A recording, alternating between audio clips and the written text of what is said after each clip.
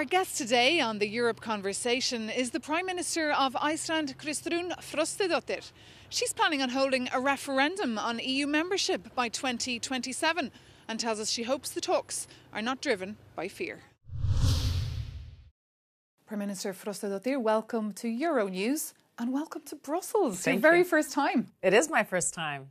First time here and first time as Prime Minister. Yes. So what will be your message to EU leaders when you meet them? Our message for EU leaders is we need to make sure that Iceland and the other EFTA countries are considered as countries within the internal market because we're worried right now. We're worried because of the tariffs.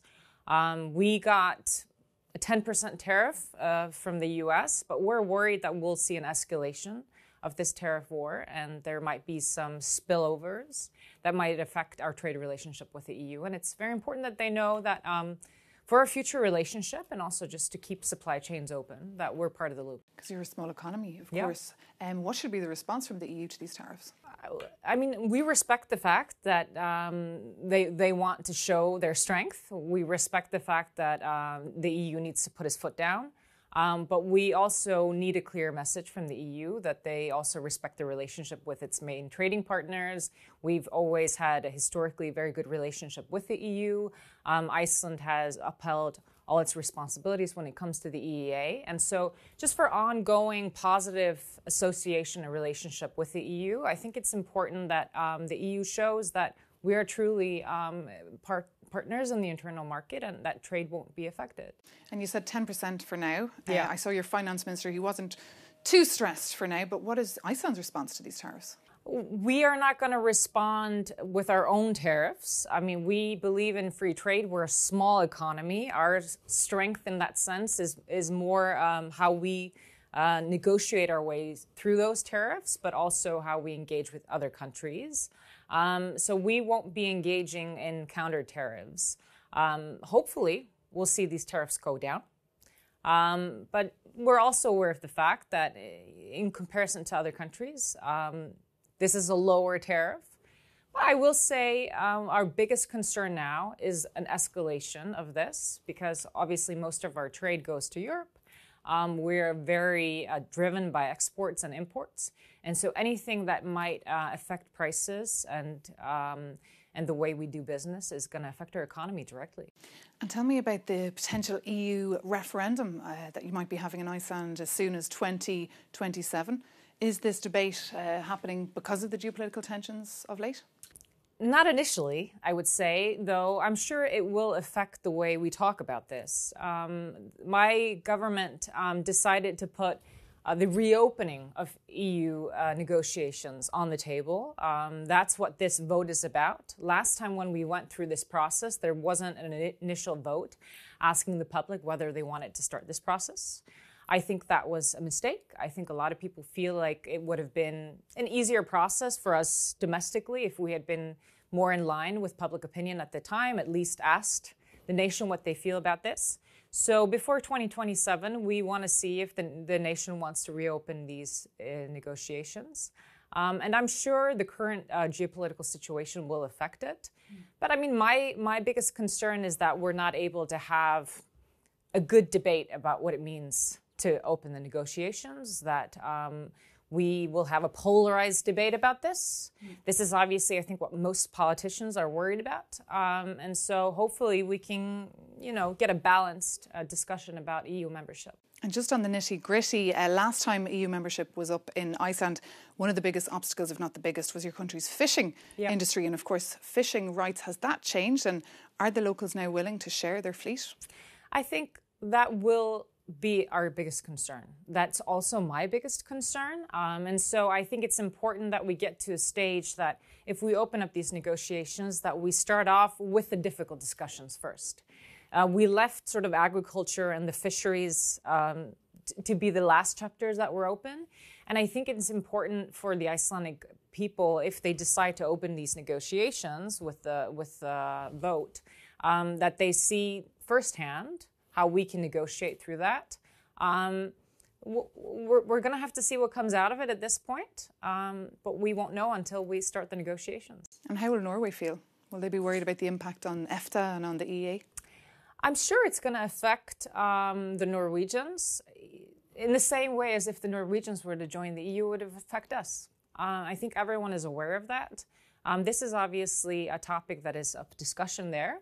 But like in Iceland, even though this is an international engagement matter, it's still a domestic issue. It's an internal matter. So it's not mine to comment on it. It's for the Norwegian Prime Minister and for the Parliament there to decide.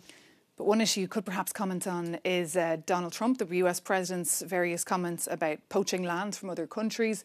We saw just last week his Vice President, J.D. Vance, over in Greenland, and Putin has hinted he might take Svalbard. They both want a piece of the Arctic Sea, and you're next to it. How does that make you feel? It's concerning. I will say it's gravely concerning. We are a wholly Arctic nation. I mean, the Arctic is our home. It's not just a concept in international relations for us. It's where we live. And we have very strong ties to the Greenlandic people. So this is of grave concern. I mean, our message has been and will continue to be, you have to respect the sovereignty of nations. The future of Greenland will be decided by the Greenlandic people. They've only just now had a new government formed, and so it's very positive, I would say, to see the unity of that government because it's broad-based. This is obviously a type of talk that should not be considered respectable or okay. Small countries like Iceland, they thrive on the fact that we have international law, that borders are respected. But what about an army? You don't have an army? We don't have an army, but we are a full-fledged NATO member. We're one of the founding members of NATO. We have a bilateral defense agreement with the US, and so our defenses have been based on that sort of international cooperation. But it is affecting our discussions of security and defense, for sure. Well, you mentioned the bilateral relations you have with the United States. Of course, European-US relations now are at a historical low. There's zero trust there. And how's that impacting you then? It's always been our message to the EU and European countries, whatever makes EU stronger and the Europeans stronger, makes it a stronger ally for the US. And so it's very important for us that any security engagement, any sort of change in that relationship doesn't mean that it's excluding the US, but that it's maybe changing the relationship between the two, because Iceland really thrives on that transatlantic unity being in place. But obviously, it's not in place now. It's changing. It's changing for sure. And I think that uncertainty is uncomfortable. It is uncomfortable for a lot of people. That's why we are going through this process of reviewing our security and defense policy. And as a European leader, you're spending so much time probably reacting to what President Trump said, what he tweeted when you have to run your country as well.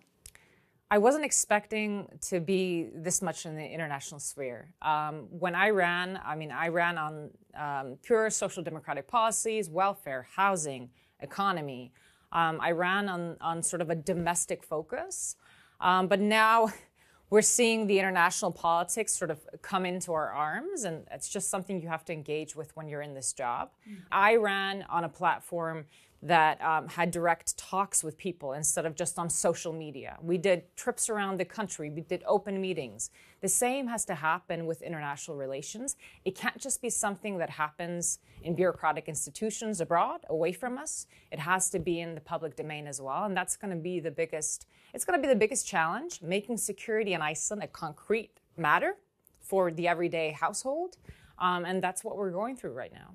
And another topic did you run on perhaps as well, climate change, global warming. It could change the Arctic as we know it. It could change the Arctic, definitely.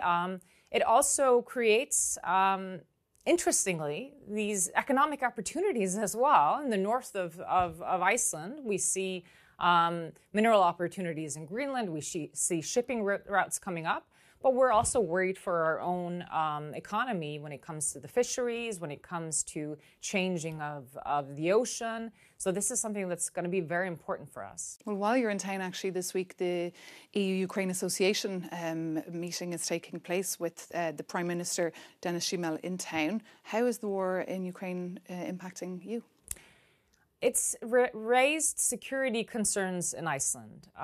Even though Ukraine is geographically further from us than maybe mainland Europe, I do think it's made Icelanders, aware of the fact that this security umbrella or this peaceful umbrella that we've been living under over the past few decades, it isn't a given.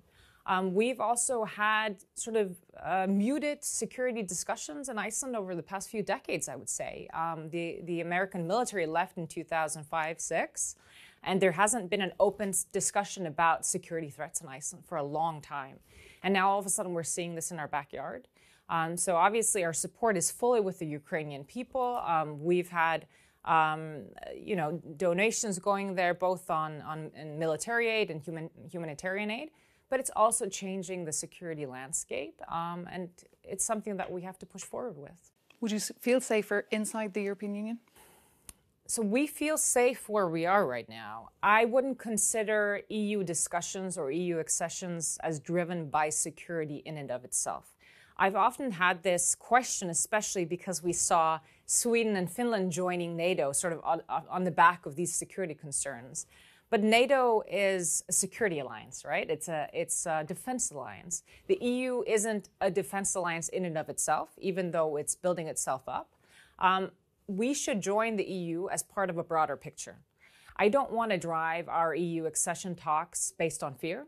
I don't want it based on this is the only possibility we have. This is the only way forward for Iceland. This is the only way to progress. I think that's going to lead to a polarizing debate. I think it's more important to look at EU membership as a broad spectrum, culture, economy, finances, where do we belong? Where do we do most of our trade? Where do we want to be a part of? So a lot of challenges for you as you just mark 100 days in office. Prime Minister, thank you so much for being our guest here on the Europe Conversation. See you soon. Thank you.